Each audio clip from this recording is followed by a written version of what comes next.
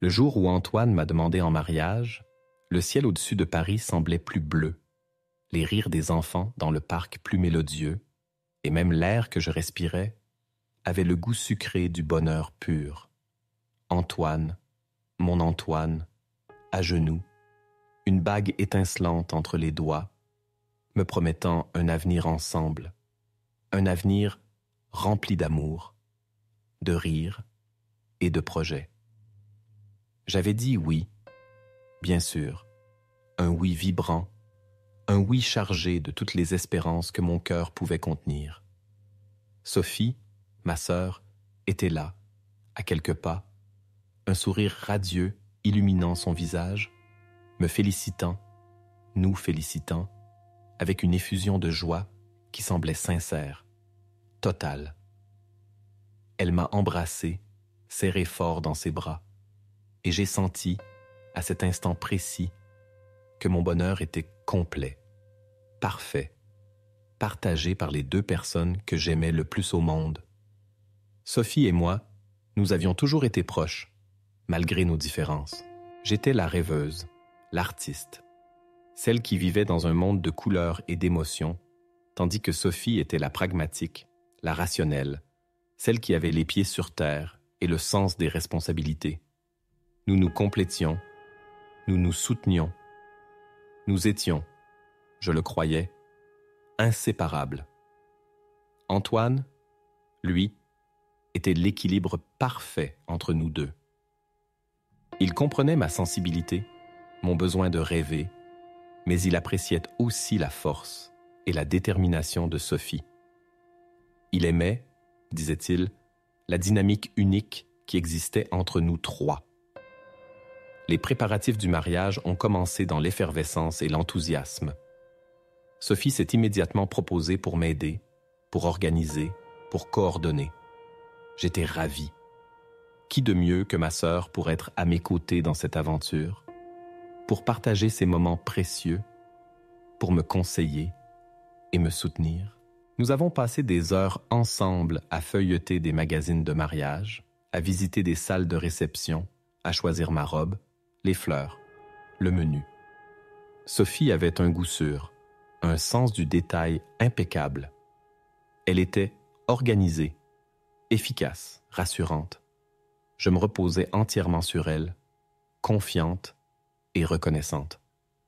Antoine, de son côté, était plus en retrait, me laissant prendre les décisions, me faisant confiance, me disant que l'important était que je sois heureuse. Il était attentionné, prévenant, amoureux. Chaque jour passé à ses côtés me confirmait que j'avais fait le bon choix, que j'avais trouvé l'homme de ma vie, celui avec qui je voulais construire un avenir. Pourtant, au milieu de cette euphorie, un léger malaise commençait à s'insinuer, une petite note discordante dans cette mélodie parfaite.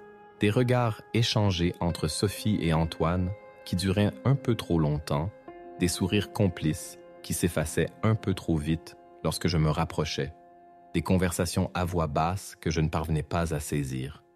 Rien de concret, rien de tangible, juste des impressions, des intuitions, des sensations vagues et désagréables.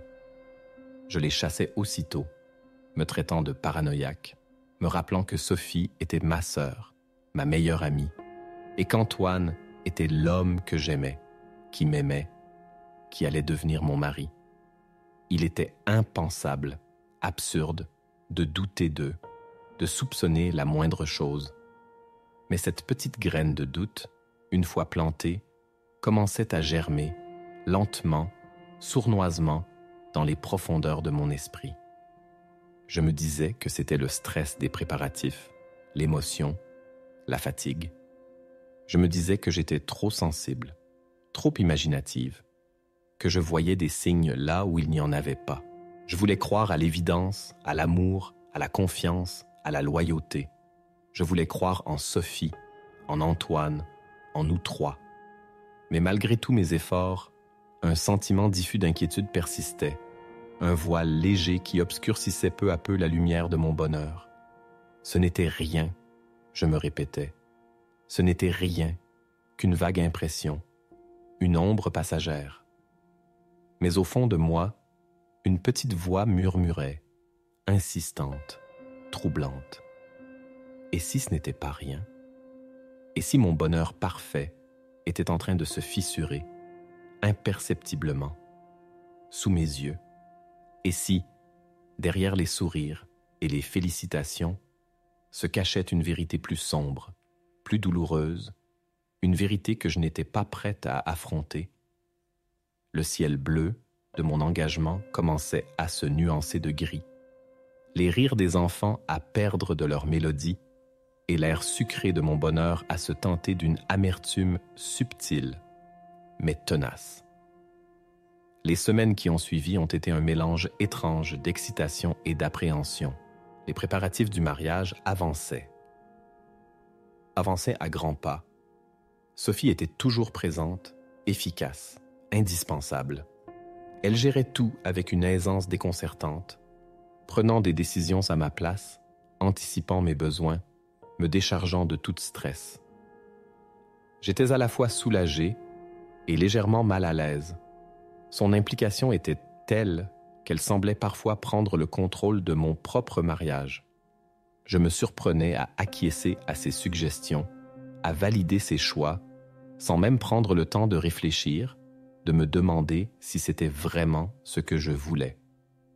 Elle avait toujours eu ce don de persuasion, cette capacité à imposer son point de vue avec douceur, mais fermeté. Et moi, j'avais toujours eu tendance à me laisser guider, à lui faire confiance aveuglément. Avec Antoine, les choses étaient plus complexes. Nos conversations devenaient plus rares, plus superficielles. Il semblait distant, préoccupé, absorbé par ses propres pensées. Quand je lui demandais ce qui n'allait pas, il me répondait que c'était le stress du travail, la pression du mariage, qu'il était juste un peu fatigué.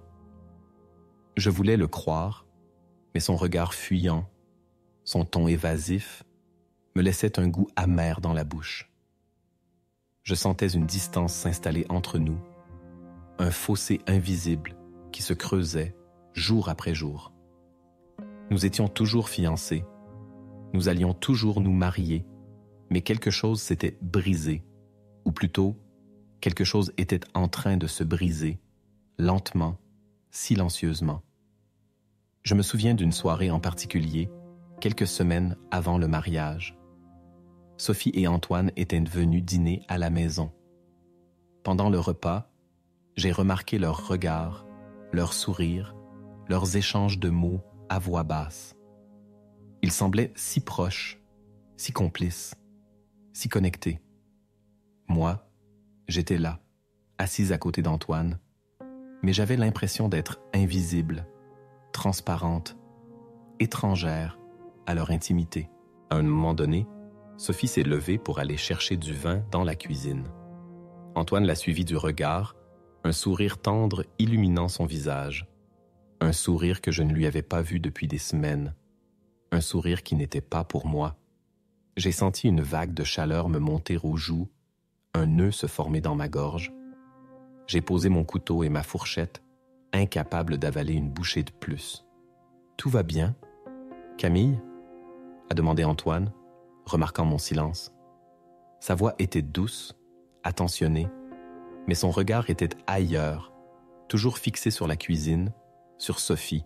« Oui, oui, tout va bien, » ai-je répondu, la voix à peine audible. J'ai esquissé un sourire forcé, essayant de masquer mon trouble, ma douleur, ma jalousie naissante. Sophie est revenue avec la bouteille de vin, rayonnante, pleine de vie. Elle a rempli nos verres, trinqué à notre bonheur, à notre mariage, à notre avenir. J'ai levé mon verre, le cœur lourd, le sourire figé sur mon visage. J'avais l'impression de jouer un rôle, de porter un masque, de me mentir à moi-même. Cette soirée a marqué un tournant. Après ce dîner, je n'ai plus pu ignorer mes doutes, mes soupçons. La petite graine de doute avait germé, avait poussé, et ses racines s'étaient profondément ancrées dans mon cœur. J'ai commencé à observer Sophie et Antoine avec plus d'attention, à décrypter leurs gestes, leurs paroles, leurs silences. Et plus j'observais, plus j'étais convaincu qu'il se passait quelque chose entre eux, quelque chose de trouble, de secret, de dangereux. Je ne savais pas quoi, je ne savais pas comment, mais je sentais que mon bonheur était en danger, que mon mariage était menacé, que ma sœur et mon fiancé me cachaient quelque chose. La douce mélodie de mon engagement s'était transformée en une cacophonie dissonante, et le ciel bleu de mon avenir s'était obscurci de nuages noirs et menaçants. J'étais perdue, confuse, effrayée. Je voulais croire que je me trompais, que tout cela n'était que le fruit de mon imagination fertile. Mais au fond de moi, je savais que la vérité était ailleurs, cachée dans les regards fuyants, les sourires complices, les conversations à voix basse. Et cette vérité, je le sentais, allait être dévastatrice. J'ai commencé à espionner. Je sais, c'est lâche, c'est mesquin, c'est indigne. Mais j'étais désespéré, rongé par l'angoisse, incapable de supporter plus longtemps ce doute lancinant. J'avais besoin de savoir, de comprendre, de mettre des mots sur ce malaise qui me rongeait de l'intérieur. J'ai commencé par des choses simples, des vérifications discrètes. J'ai regardé les relevés téléphoniques d'Antoine, les messages sur son portable, son historique de navigation sur Internet. Rien de flagrant, rien de compromettant. Juste des appels et des messages banals, des sites d'actualité, de sport, de musique. J'étais déçu, mais aussi un peu soulagé. Peut-être que je me faisais des idées, peut-être que j'étais vraiment paranoïaque. Mais mon intuition me disait le contraire. Je savais qu'il y avait quelque chose de caché, de bien dissimulé. Alors j'ai décidé de passer à la vitesse supérieure. J'ai commencé à suivre Sophie et Antoine discrètement, de loin. Je les ai vus se rencontrer dans des cafés, dans des parcs, dans des endroits isolés. Ils parlaient à voix basse, riaient, se touchaient parfois, furtivement, mais suffisamment pour que mon cœur se serre, que ma gorge se noue. Je les ai vus se regarder avec une intensité, une complicité qui me glaçait le sang. Ce n'était pas le regard d'un beau-frère pour sa belle-sœur, ni celui d'un ami pour une amie. C'était autre chose, quelque chose de plus profond, de plus intime, de plus dangereux. J'ai pris des photos, des vidéos, des preuves, si minimes soient-elles, des fragments de vérité, des indices épars, qui, mis bout à bout, formaient un tableau de plus en plus clair, de plus en plus effrayant. J'ai passé des nuits blanches à analyser ces images, à écouter les enregistrements de leurs conversations, à essayer de déchiffrer leur silence, leur non-dit. Et plus j'en apprenais, plus j'étais horrifié, dégoûté, anéanti. Ils se voyaient en secret depuis des semaines, peut-être des mois. Ils échangeaient des messages enflammés, des appels nocturnes, des rendez-vous clandestins. Ils se mentaient à moi, à eux-mêmes, à tout le monde. Ils jouaient un jeu dangereux, un jeu cruel, jeu qui allait détruire ma vie. J'ai découvert qu'Antoine avait menti sur ses absences, sur ses soi-disant réunions de travail, sur ses déplacements professionnels. Il passait ses soirées avec Sophie, ses week-ends avec Sophie, ses nuits. Je n'osais même pas y penser. J'ai découvert que Sophie avait manipulé les préparatifs du mariage, qu'elle avait choisi la salle de réception, le traiteur, le photographe, en fonction de ses propres intérêts, de ses propres plans. Elle avait tout organisé pour se rapprocher d'Antoine, pour faciliter leur rencontre secrète, pour tisser sa toile autour de lui, autour de nous. Elle m'avait utilisé, instrumentalisé, trahi de la manière la plus abjecte, la plus impardonnable. Ma sœur, ma confidente, ma meilleure amie, était en train de me voler mon fiancé.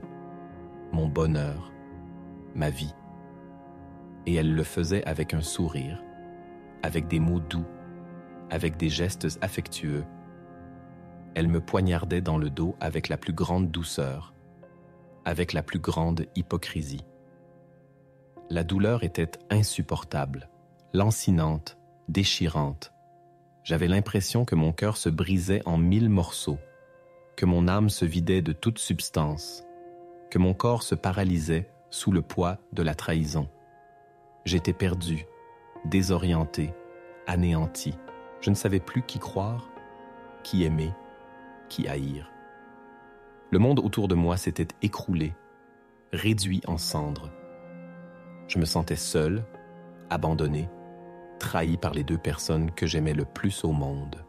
La confiance, l'amour, l'espoir, tout avait disparu, balayé par le vent violent de la trahison. Il ne restait que la douleur, la colère, le dégoût et un désir de vengeance qui commençait à germer, lentement, sournoisement, dans les profondeurs de mon âme blessée. Je voulais les confronter, les dénoncer, les humilier. Je voulais crier ma rage, ma douleur, mon désespoir. Je voulais leur faire payer leur trahison, leur faire souffrir autant que je souffrais. Mais quelque chose me retenait, une forme de prudence, de calcul, de stratégie. Je savais que si je les confrontais directement, ils nieraient, ils mentiraient, ils se défendraient.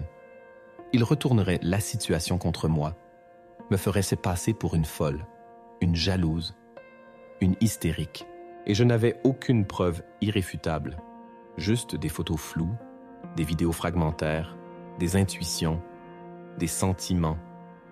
Ce n'était pas suffisant pour les accuser, pour les démasquer, pour les détruire. Alors j'ai décidé d'attendre, de patienter, de rassembler des preuves plus solides, plus accablantes. J'ai continué à les espionner, à les suivre, à les enregistrer. Je suis devenu une ombre, un fantôme, une espionne de ma propre vie.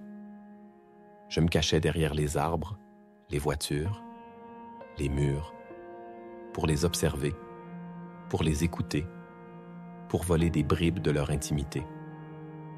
C'était humiliant, dégradant, mais j'étais prête à tout pour connaître la vérité, pour obtenir justice, pour me venger. Un jour, j'ai surpris une conversation particulièrement compromettante. Ils étaient dans un parc, assis sur un banc, enlacés, se murmurant des mots doux, des promesses d'amour éternel. J'étais caché derrière un buisson, à quelques mètres d'eux, mon téléphone à la main, enregistrant chaque mot, chaque souffle, chaque soupir. Sophie disait à Antoine qu'elle l'aimait plus que tout au monde, qu'elle était prête à tout quitter pour lui, à tout sacrifier, même sa sœur. Antoine lui répondait qu'il ressentait la même chose, qu'il était fou d'elle, qu'il ne pouvait plus vivre sans elle. Il parlait de notre mariage, de ma naïveté, de ma crédulité. Il se moquait de moi, me ridiculisait, me méprisait. Ils se voyaient déjà ensemble, heureux, libres, débarrassés de moi. J'écoutais, pétrifié, le cœur battant la chamade, les larmes coulant le long de mes joues. J'avais enfin la preuve irréfutable de leur trahison, de leur amour coupable, de leur projet machiavélique. J'avais l'enregistrement, le témoignage de leur propre bouche, de leur propre aveu. Cette fois, je pouvais agir. Je pouvais les démasquer. Je pouvais les détruire. Mais au lieu de me précipiter, de les confronter sur le champ, j'ai décidé de jouer un autre jeu. Un jeu plus subtil, plus pervers, plus efficace. J'ai décidé de les laisser croire qu'ils avaient gagné, qu'ils avaient réussi à me tromper, à me manipuler. J'ai décidé de continuer les préparatifs du mariage comme si de rien n'était, de sourire, de faire bonne figure, de jouer la fiancée heureuse et amoureuse. Je voulais les prendre à leur propre piège, les surprendre au moment où ils s'y attendraient le moins, les frapper là où ça ferait le plus mal. Je voulais leur montrer que je n'étais pas aussi naïve, aussi crédule, aussi faible qu'ils le pensaient. Je voulais leur prouver que j'étais capable de me venger, de me défendre, de me relever. La douleur et la colère étaient toujours là, mais elles s'étaient transformées en une force froide, déterminée, implacable. Le désir de vengeance avait pris le dessus, avait effacé toute autre émotion, toute autre considération. J'étais prête à tout sacrifier pour les faire payer, pour leur faire regretter leur trahison, pour leur montrer que voler le fiancé de sa sœur n'était pas un jeu sans conséquence. Le mariage aurait lieu, bien sûr, mais ce ne serait pas le mariage qu'ils imaginaient. Ce serait un autre mariage, un mariage de vengeance, un mariage de vérité, un mariage qui allait les détruire tous les deux. Et moi je serais là, au milieu des ruines, à savourer leur chute, à me délecter de leur désespoir, à me repaître de leur souffrance.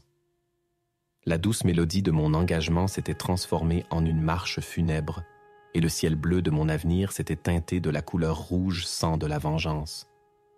J'ai continué à jouer mon rôle de fiancée heureuse et insouciante. J'ai souri à Antoine, je l'ai embrassé, je lui ai parlé de nos projets d'avenir, de notre maison, de nos enfants. Il semblait mal à l'aise, coupable, mais il jouait le jeu, lui aussi. Il me répondait avec des mots doux, des gestes tendres, des promesses d'amour éternel. Il était devenu un acteur médiocre, transparent, pathétique. Je le regardais, avec un mélange de dégoût et de mépris. Comment avais-je pu aimer cet homme, cet hypocrite, ce lâche, ce traître? Comment avais-je pu croire à ses mensonges, à ses simagrées, à ses déclarations enflammées? Il était faible, manipulable, sans caractère, sans honneur. Il était tombé dans le piège de Sophie, comme une mouche dans une toile d'araignée. Et Sophie, elle, était encore plus machiavélique, plus perverse, plus monstrueuse. Elle me souriait, me félicitait, me complimentait sur ma robe, sur ma coiffure, sur mon choix de fleurs. Elle était aux petits soins pour moi, attentionnée, prévenante, adorable. Elle jouait la sœur parfaite, la demoiselle d'honneur idéale, la complice indispensable. Elle était si convaincante, si naturelle, si sincère en apparence. Personne n'aurait pu soupçonner la vérité. Personne n'aurait pu imaginer le double jeu qu'elle menait, la trahison qu'elle me cachait. J'admirais sa perfidie, son talent d'actrice, sa capacité à mentir avec autant de conviction, avec autant de cynisme. Elle était diabolique, mais fascinante. Et moi, je jouais aussi mon rôle, à la perfection. J'étais la fiancée aveugle, naïve, crédule, qui ne voyait rien, qui ne comprenait rien, qui ne soupçonnait rien. Je la laissais organiser le mariage, prendre des décisions à ma place, me conseiller, me guider. Je la laissais se rapprocher d'Antoine, les laisser se parler, se sourire, s'effleurer. Je les observais, en silence, en secret, savourant leur illusion de victoire, leur sentiment de toute puissance. Ils croyaient me manipuler, me tromper, me dominer. Mais en réalité, c'était moi qui les manipulais, qui les trompais, qui les dominais. J'étais le marionnettiste et ils étaient mes marionnettes. Ils dansaient au bout de mes fils, sans le savoir, sans s'en douter. Le jour du mariage approchait à grands pas. Les invitations avaient été envoyées, les réservations confirmées, les arrangements finalisés. Tout était prêt, parfait, impeccable, en apparence. En réalité, une bombe à retardement était en train de se préparer. une bombe qui allait exploser au moment le plus inattendu, au moment le plus spectaculaire.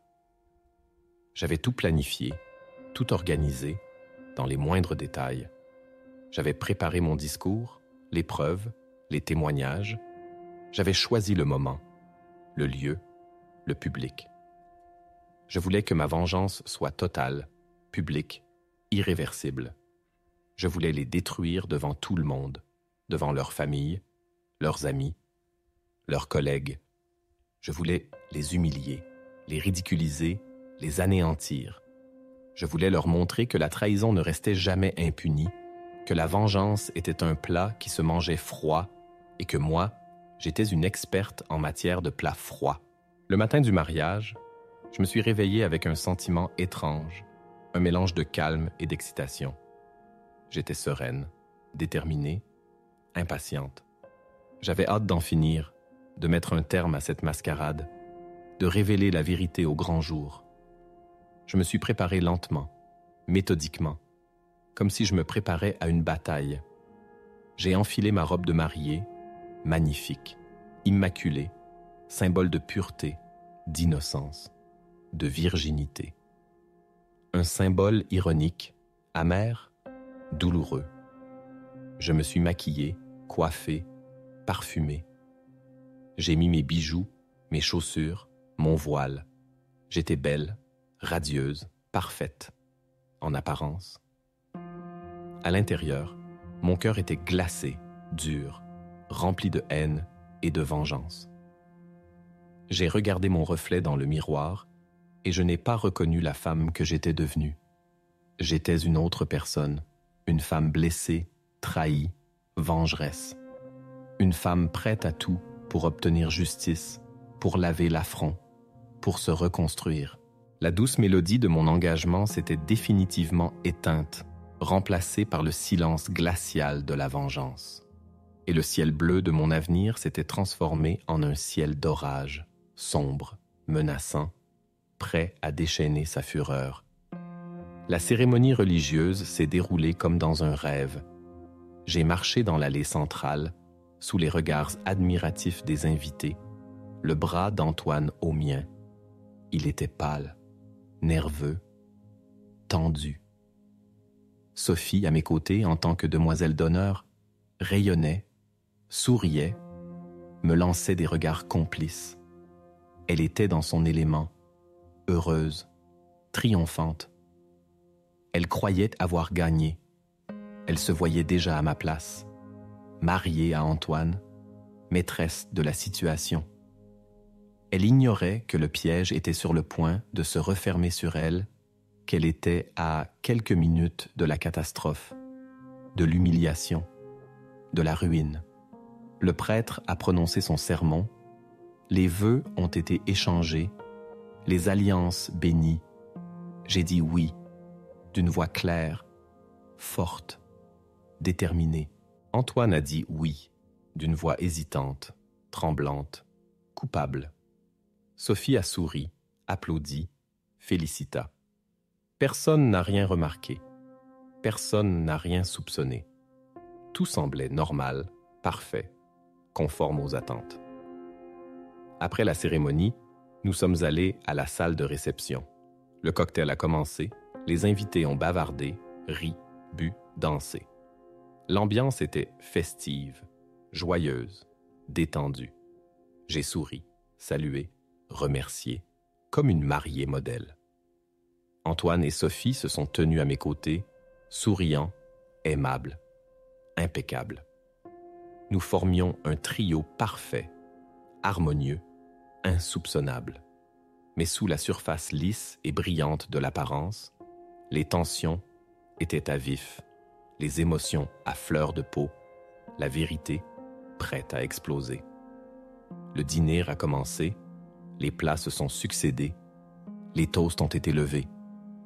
Le père d'Antoine, ma mère, mes amis ont prononcé des discours émouvants, drôles, touchants. J'ai écouté, souri, applaudi, versé quelques larmes de circonstance. Antoine et Sophie ont fait de même, participant à la mascarade avec un talent consommé. Puis, c'est venu mon tour de prendre la parole. J'avais préparé un discours de mariée, un discours d'amour, un discours de remerciement. Mais ce n'était pas le discours que j'allais prononcer. J'avais un autre discours en tête, un discours de vérité, un discours de vengeance, un discours de justice. Je me suis levé, j'ai pris le micro, j'ai souri à l'Assemblée. « Bonsoir à tous », ai-je dit, d'une voix claire et assurée. Je voudrais vous remercier d'être venus partager ce jour si important pour Antoine et moi. Nous sommes très heureux, très émus, très reconnaissantes de votre présence, de votre soutien, de votre amour. Les invités ont applaudi, ont souri, ont levé leurs verres. Antoine et Sophie m'ont regardé, avec un mélange de soulagement et d'impatience. Ils pensaient que j'allais prononcer un discours banal, convenu, ennuyeux. Ils se trompaient lourdement. J'ai continué. Je voudrais profiter de cette occasion pour remercier 2 personnes en particulier. 2 personnes qui ont joué un rôle essentiel dans ma vie, dans mon bonheur, dans ce mariage. J'ai fait une pause. J'ai regardé Antoine droit dans les yeux, puis j'ai tourné mon regard vers Sophie. Je voudrais remercier Antoine, mon fiancé, mon futur mari, l'homme que j'aime, que j'ai aimé, que j'aimerais peut-être encore un jour.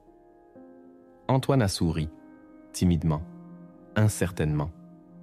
Sophie a souri, largement, triomphalement.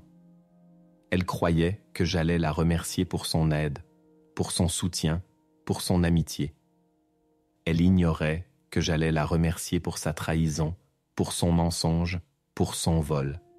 Et je voudrais remercier Sophie, ma sœur, ma demoiselle d'honneur, ma meilleure amie, la femme que j'aime le plus au monde, après Antoine, bien sûr. Sophie a rougi de plaisir, a souri encore plus largement, a levé son verre en signe de remerciement. Elle était aux anges, elle jubilait, elle rayonnait. Elle était loin de se douter de ce qui allait suivre.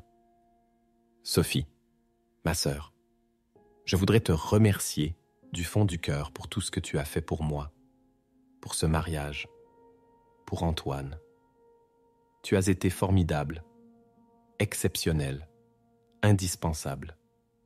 Tu as tout organisé, tout géré, tout contrôlé. Tu as été la demoiselle d'honneur parfaite, la sœur idéale, la complice indispensable. Et surtout, tu as été une amoureuse formidable, une maîtresse exceptionnelle, une voleuse de fiancés hors pair.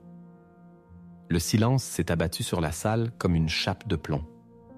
Les sourires se sont figés, les conversations se sont tues, les verres se sont immobilisés. Tous les regards étaient fixés sur moi, sur Antoine, sur Sophie. L'atmosphère festive s'est volatilisée, remplacée par une tension électrique, palpable, suffocante. Antoine est devenu blanc comme un linge, ses yeux se sont écarquillés, sa bouche s'est entr'ouverte. Sophie a pâli, son sourire s'est effacé, ses mains ont tremblé. Elle a compris, enfin, que son jeu était découvert, que sa trahison était révélée, que sa honte était exposée au grand jour. « Qu'est-ce que tu racontes, Camille ?» a balbutié Sophie, d'une voix à peine audible. Elle essayait de garder contenance, de nier l'évidence, de sauver les apparences. Mais sa voix tremblait, son regard fuyait, son corps la trahissait. « Je raconte la vérité, Sophie, la vérité que tu m'as cachée pendant des semaines, des mois, la vérité que tu as essayé d'étouffer, de dissimuler, de nier. La vérité que je vais maintenant révéler à tout le monde, à tes parents, à mes parents, à nos amis, à nos familles. » J'ai sorti mon téléphone de ma poche, j'ai branché un câble sur le système de sonorisation de la salle, j'ai lancé l'enregistrement de la conversation entre Sophie et Antoine dans le parc. La voix de Sophie a retenti dans la salle, claire, nette, impitoyable. « Je t'aime plus que tout au monde, Antoine. Je suis prête à tout quitter pour toi, à tout sacrifier, même ma sœur. » La voix d'Antoine a suivi, hésitante, coupable, mais non moins accablante. Je ressens la même chose, Sophie. Je suis fou de toi. Je ne peux plus vivre sans toi. Puis, leur conversation a continué, dévoilant leur amour secret, leur rendez-vous clandestin, leurs mensonges, leurs projets. Les invités étaient pétrifiés, choqués, scandalisés. Les parents d'Antoine étaient rouges de colère. Les miens étaient blancs de honte. Les amis étaient bouche bée. Les collègues étaient effarés. Le silence était absolu, seulement brisé par les voix enregistrées de Sophie et Antoine qui se confessaient, leur amour coupable, qui se moquaient de moi, qui planifiaient leur avenir ensemble. L'enregistrement s'est terminé. Le silence est revenu, encore plus lourd, plus oppressant, plus glacial. J'ai débranché mon téléphone, j'ai repris le micro, j'ai regardé Sophie droit dans les yeux. Alors Sophie, tu regrettes quelque chose? Tu regrettes d'avoir volé mon fiancé? Tu regrettes d'avoir trahi ta sœur? Tu regrettes d'avoir menti à tout le monde? Sophie a baissé les yeux, honteuse, vaincue, anéantie. Elle n'a pas répondu. Elle n'a pas osé me regarder. Elle n'a pas trouvé la force de se défendre. Ses épaules ont tremblé. Ses larmes ont coulé. Son corps s'est effondré. Elle a compris qu'elle avait tout perdu, qu'elle avait tout gâché, qu'elle avait tout détruit. Antoine, lui, était toujours blanc comme un linge, immobile, silencieux, absent. Il était paralysé par la honte, par la peur, par le remords. Il n'a pas dit un mot, il n'a pas fait un geste, il n'a pas osé lever les yeux. Il était réduit à néant, humilié, démasqué. J'ai souri, un sourire froid, amer, vengeur. Non, Sophie ne regrette rien, ai-je dit, d'une voix glaciale. Elle est fière de son coup. Elle est satisfaite de sa victoire. Elle est heureuse de son amour. N'est-ce pas, Sophie? Sophie a levé la tête. Ses yeux étaient rouges, gonflés de larmes, remplis de haine. Elle m'a regardé avec un regard noir, méchant, venimeux. Oui, Camille, je ne regrette rien, a-t-elle dit, d'une voix rauque, brisée, pleine de rage. Je ne regrette rien parce que j'aime Antoine, parce qu'il m'aime, parce que nous sommes faits pour être ensemble. Et toi, tu n'as jamais été faite pour lui, tu n'as jamais été à sa hauteur, tu n'as jamais été digne de son amour. Ses paroles étaient cruelles, blessantes, impardonnables, mais elles ne me touchaient plus, elles ne me faisaient plus souffrir. J'avais atteint mon but, j'avais obtenu ma vengeance, j'avais détruit leur couple, j'avais révélé leur trahison, j'avais humilié ma sœur, j'avais gagné, j'ai souri à nouveau, un sourire triomphant, victorieux, définitif. Dans ce cas, Sophie, je te laisse Antoine, ai-je dit, d'une voix calme, détachée, indifférente. Je te le donne, je te l'offre, je te le cède. Il est à toi, prends-le, fais-en ce que tu veux. Moi, je n'en veux plus, je n'en ai plus besoin, je n'en ai plus rien à faire. J'ai enlevé ma bague de fiançailles, la bague qu'Antoine m'avait offerte, la bague symbole de notre amour, de notre engagement, de notre avenir. Je l'ai jetée sur la table, devant Sophie, devant Antoine, devant tous les invités. La bague a roulé, a rebondi, a fini sa course au milieu des assiettes, des verres, des couverts. Un silence de mort a régné dans la salle. Tous les regards étaient fixés sur la bague, sur moi, sur Sophie, sur Antoine. La tension était à son comble, l'atmosphère irrespirable, La situation explosive.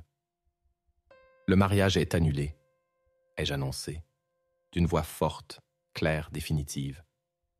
La cérémonie est terminée, la fête est finie, tout est terminé.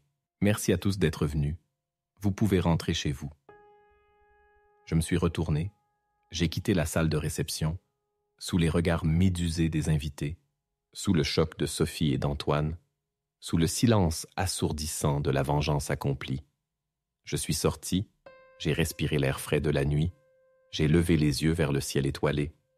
Le ciel n'était plus bleu, les étoiles ne brillaient plus, l'air n'avait plus de goût. Mais je me sentais légère, libérée, soulagée. La douleur était toujours là, la blessure toujours ouverte, la cicatrice toujours visible. Mais je n'étais plus la victime, je n'étais plus la fiancée trahie, je n'étais plus la sœur bafouée. J'étais la femme vengée, la femme debout, la femme libre.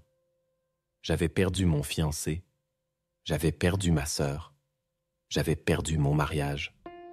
Mais j'avais gagné ma dignité, j'avais gagné ma liberté, j'avais gagné ma vengeance.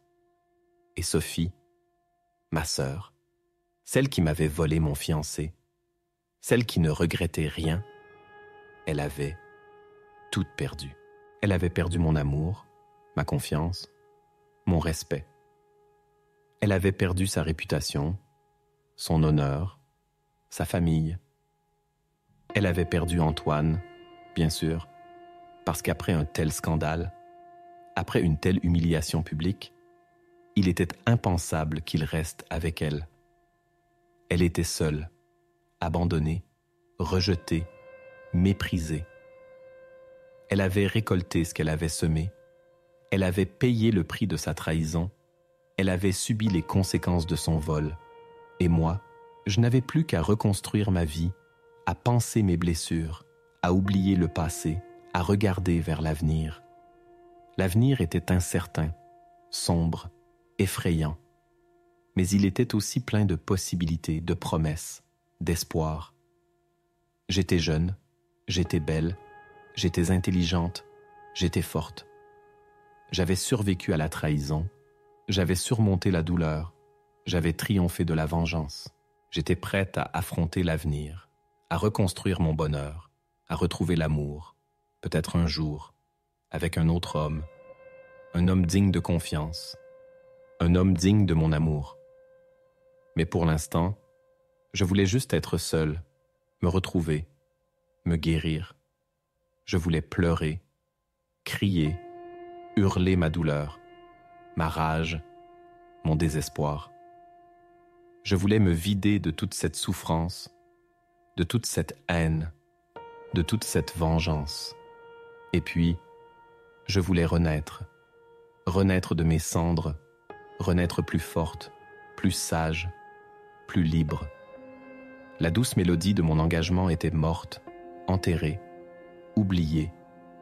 Mais une nouvelle mélodie commençait à naître, une mélodie plus sombre, plus mélancolique, mais aussi plus forte, plus déterminée, plus vraie. La mélodie de ma nouvelle vie, la mélodie de ma vengeance accomplie, la mélodie de ma liberté retrouvée. Et le ciel, au-dessus de moi, redevenait peu à peu bleu, un bleu plus sombre, plus profond, plus intense.